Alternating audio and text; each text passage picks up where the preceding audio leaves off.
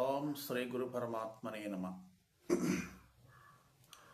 లోకములో ఎవరైతే మోక్షమును కాంక్షించేటటువంటి ముముక్షువులు ఉన్నారో, ఎవరైతే జన్మరహస్య పదవిని అలంకరించాలనుకుంటున్నారో, ఎవరైతే జీవన్ముక్తిని పొందాలని కోరుకుంటున్నారో, అలాంటి వారందరూ సోదరి సోదరులు, భక్తులు, జ్ఞానులందరూ కూడా భగవద్గీతలో ఈ శ్లోకాన్ని మనకు చెప్పారు. ఈ శ్లోకాన్ని అందరూ కూడా పఠించి మననం చేసి అర్థం చేసుకొని ఆచరించినట్లయితే అందరికీ మోక్షం అనేటువంటిది కరతలమకలమవుతుంది. ఆ శ్లోకము ఏమిటి అంటే, దుర్లభో విషయస్యాగో దుర్లభో తత్వదర్శన దుర్లభో సహజవస్థ సద్గురు కరుణ వినః అని మనకి శాస్త్రాల్లో ఈ శ్లోకాన్ని పెద్దలు ఇచ్చారు. అంటే ఈ లోకములో ఉన్నటువంటి విషయ భోగాలని, రకరకాలైనటువంటి విషయాలని వదలాలంటే చాలా దుర్లభమైనటువంటి విషయము. అవి సాధారణంగా వదలడానికి మనం వదిలేసినా అవి మనల్ని వదలవు.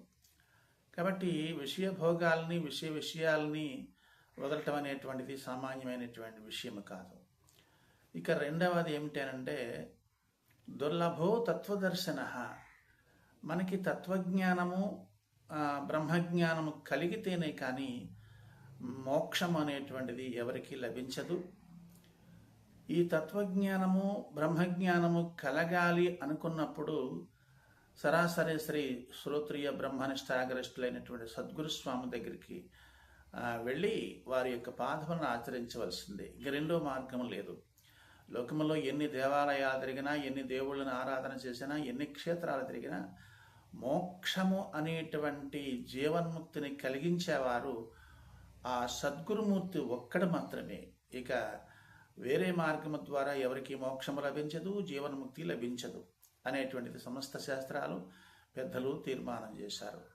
కనుక దుర్లభో తత్వదర్శన, తత్వజ్ఞానము అనగా ఆత్మజ్ఞానము అనగా బ్రహ్మజ్ఞానము అనగా తారక జ్ఞానము కలగాలి. కలిగినప్పుడు మాత్రమే మనకి ప్రపంచం మీద విరక్తి, వైరాగ్యము లభిస్తుంది. దాని ద్వారా మనకి సర్వపాపాలు నశించి ఆత్మజ్ఞానము, తత్వజ్ఞానము కలుగుతుంది. దాని ద్వారా మనకి మోక్షము లభిస్తుంది. ఈ విషయత్యాగము అనగా విషయ భోగాలు తగ్గించి విషయ విరక్తి కలగాలన్నా, మనకి తత్వజ్ఞానము, బ్రహ్మజ్ఞానము మనకి లభించాలన్నా సద్గురు కరుణ వినః అంటే స్తోత్రియుడు, బ్రహ్మనిష్ఠుడైనటువంటి యోగ సిద్ధి కలిగినటువంటి, జ్ఞాన సిద్ధి కలిగినటువంటి మహానుభావుడు ఎవరైతే ఉన్నారో ఆయన యొక్క అనుగ్రహం కలిగితేనే కానీ మనకి విషయ రహస్యము, అలాగే తత్వజ్ఞానము, అలాగే మోక్షము, జీవన్ముక్తి మనకి లభించే అవకాశం లేదు. మీరు ఎన్ని తిప్పలు పడినా, ఎన్ని క్షేత్రాలు తిరిగినా, ఎన్ని దానాలు చేసినా, ఎన్ని ప్రయత్నాలు చేసినా జీవన్ముక్తి కొరకు మరి తత్వజ్ఞానం లేకుండా, అలాగే గురువు గారి యొక్క అనుగ్రహం లేకుండా తత్వజ్ఞానం కలగదు. తత్వజ్ఞానం కలిగితేనే కానీ విషయ రహస్యము అనగా ప్రపంచ విషయాల మీద విరక్తి పుట్టదు. ప్రపంచ విషయాల మీద విరక్తి జనిస్తేనే కానీ మనకి సరైనటువంటి మోక్ష మార్గము లభించదని పెద్దలందరూ కూడా చెప్పడం జరుగుతుంది. అలాగే మనం విచారించి సాధించి చూసినప్పటికీ కూడా ఆ సద్గురుమూర్తి ఒక్కరే మనకి మోక్షదాత, మోక్ష ప్రదాత, మోక్ష మార్గమును చూపించేటటువంటి అఖిలాండ కోటి బ్రహ్మాండ నాయకుడు శ్రీ సద్గురుమూర్తి. కావున నిరంతరము ఆ సద్గురుమూర్తి యొక్క సేవ చేసి ఎవరైతే ఆ సద్గురుమూర్తి యొక్క అనుగ్రహాన్ని పొందుతారో వారికి మోక్షం అనేటువంటిది అందరికీ లభిస్తుంది. చాలామంది మోక్షం కోసం ప్రయత్నం చేస్తారు, కానీ గురుమంత్ర దీక్షను, గురువు యొక్క అనుగ్రహాన్ని పొందరు. ఇలాంటి వాళ్ళు ఎన్ని జన్మాలకైనా వారికి ఆ మార్గము గోచరించదు. కాబట్టి ప్రపంచంలో చీకటి పోవాలనుకుంటే ఎన్ని తిప్పలు పడినా పోదు. కానీ ఆ ఒక్క సూర్యుడు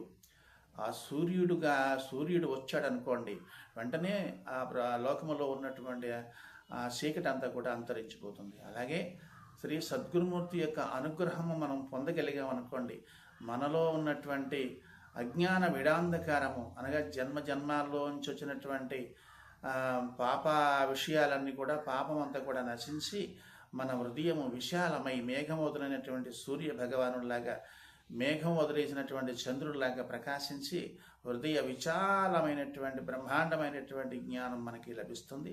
తద్వారా ఆ గురుమూర్తి యొక్క అనుగ్రహము ద్వారా మనకి మోక్షము అనేటువంటిది అందరికీ లభిస్తుందని అందరూ గ్రహించి ఈ వీడియోను మీరు లైక్ చేసి అందరికీ షేర్ చేయండి.